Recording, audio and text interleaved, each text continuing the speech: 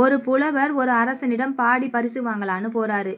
இந்த புலவனை பார்த்ததுமே ராஜாவுக்கு ஒரு சந்தேகம். இவன் நல்ல அறிவான புலவனா இல்ல போலியானவனான்னு ஆராய்ஞ்சு பார்க்கணும்னு நினைக்கிறாரு.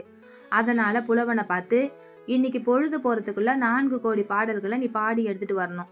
பாடி எடுத்துட்டு வந்தனா நீ பரிசு வாங்கிட்டு போலாம், இல்லைன்னா உன்னோட தலை போயிடும்னு சொல்றாரு.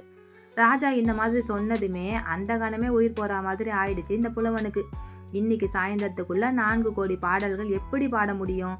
ஒரு 10 பாடல்கள் பாடணும் அப்படின்றதே முடியாதே அப்படின்னு கவலையோட போறாரு. சரிதான், நம்ம இந்த ஊரை காலி பண்ணிட்டு போயிட வேண்டியதான்னு நினைக்கிறாரு. அப்போ அவர் எதிரில் ஔவையார் வராங்க. ஔவையாரை பார்த்ததுமே இவருக்கு ரொம்ப சந்தோஷம். அவங்க கிட்ட போயிட்டு நடந்ததெல்லாம் சொல்றாரு.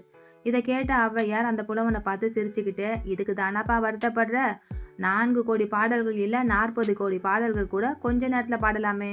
நான் சொல்றேன், நீ எழுதிக்கோன்னு சொல்றாங்க. உடனே இவர் எழுத்தாணியை கையில எடுத்துக்கிட்டு எழுத தொடங்குறாரு.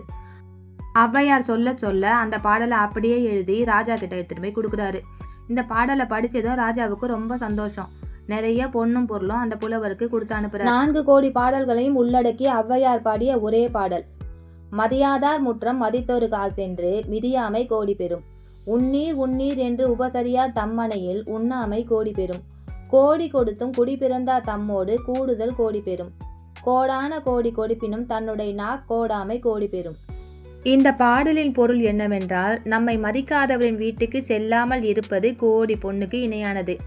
இன்முகத்தோட உபசரிக்காதவங்க வீட்டில் விருந்து சாப்பிடாம இருக்கிறது கோடி பொண்ணுக்கு இணையானது.